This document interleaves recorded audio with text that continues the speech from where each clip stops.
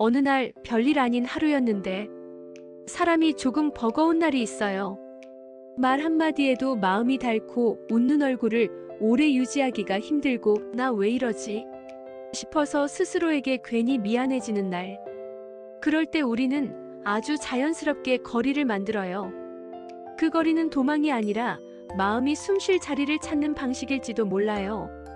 오늘 심리 테스트는 이 질문에서 시작해요. 사람들과 거리를 두고 싶을 때 당신의 선택은 혼자만의 시간, 자연과의 교감, 몰입과의 연결, 관계와의 거리 조절. 지금 떠오르는 하나를 고른 당신, 그 선택은 지금의 당신이 가장 필요로 하는 회복 방식을 말해줍니다. 혼자만의 시간. 당신은 사람이 싫어서가 아니라 나를 다시 나로 돌려놓기 위해 혼자가 필요해요. 혼자 있는 시간은 당신에게 공백이 아니라 정리할 수 있는 여백이에요. 마음이 복잡할수록 누군가의 말보다 내 숨소리가 더 선명하게 들리는 공간이 필요하죠. 이 유형의 장점은 분명해요. 당신은 스스로를 수습할 줄 알아요. 감정이 폭발하기 전에 먼저 멈추고 내가 지금 뭘 느끼는지를 알아차릴 수 있는 사람이에요. 다만 이 회복 방식이 오래 지속되면 혼자가 편해지는 만큼 다시 사람 속으로 들어가기가 버거워질 수 있어요. 혼자 있는 시간이 회복이 아니라 고립으로 바뀌는 순간이 있거든요. 그럴 땐 이렇게 해보면 좋아요. 완전한 사람이 아니라 조용한 연결부터요. 예를 들면 답장 압박 없는 친구 한 명과 가볍게 안부를 나누거나 같은 공간에 있지만 말은 많이 하지 않는 편한 사람과 함께 있는 방식도 괜찮아요. 혼자는 당신을 회복시키는 힘이지만 때로는 작은 연결이 당신을 더 안전하게 지켜줘요. 자연과의 교감. 당신의 마음은 말로 설득되기보다 환경이 바뀌면 먼저 풀리는 편이에요. 사람이 싫어질 때 당신이 찾는 건 사실 사람과의 거리보다 소음과 자극으로부터의 거리일지 몰라요. 나무가 흔들리는 소리, 공기의 온도, 햇빛이 지나가는 결.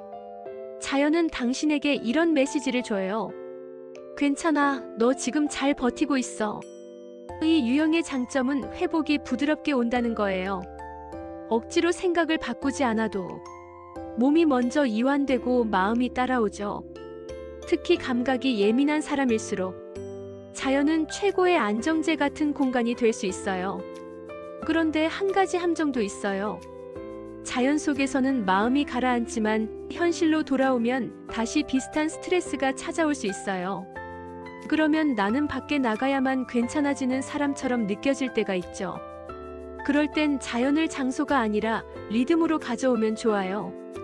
창문 열고 3분만 바람 느끼기, 초록색을 조금 더 보는 동선 만들기, 혹은 잠깐이라도 하늘 사진을 바라보기.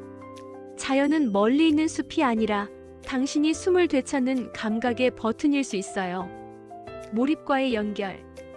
당신은 감정을 생각으로 처리하면 더 복잡해지고 차라리 무언가에 손을 대면 마음이 정리되는 타입이에요.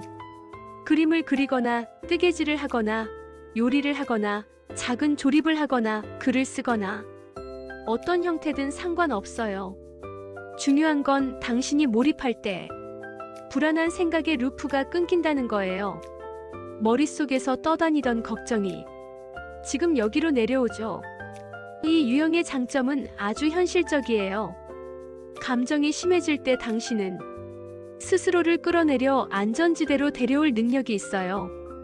그리고 취미가 쌓이면 당신 안에 자기 효능감, 나는 해낼 수 있어라는 감각이 자라요. 다만 조심할 건 취미가 회복이 아니라 회피가 될 때예요. 무언가를 계속하면서 정작 내가 어떤 감정을 느끼는지는 아예 들여다보지 않게 되는 경우가 있거든요. 그래서 당신에게는 몰입 후 30초 점검이 도움이 돼요. 취미를 멈춘 뒤 스스로에게 한 번만 물어보는 거죠. 지금 내 마음은 좀 나아졌어? 내가 피하고 있던 감정은 뭐였지?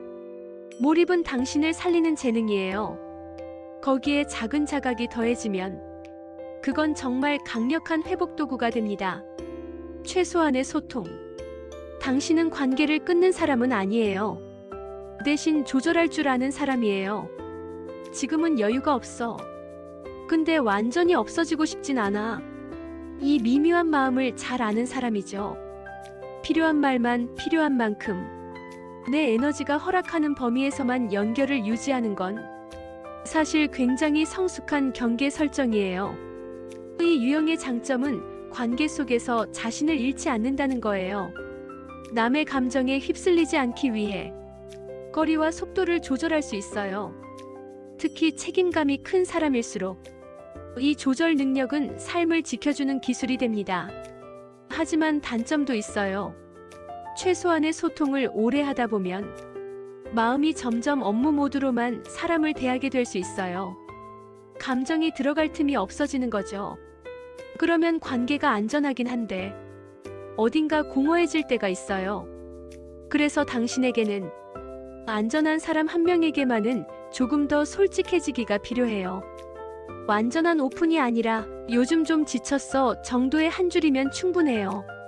당신의 경계는 단단해서 아름답지만 때로는 작은 진심이 당신을 더 따뜻하게 지켜줄 수 있어요. 마무리 당신의 거리는 당신의 회복 방식. 오늘 테스트가 말해준 건 단 하나예요. 당신이 사람들과 거리를 두고 싶을 때 그건 당신이 나약해서가 아니라 지금의 당신이 회복을 필요로 한다는 신호라는 것.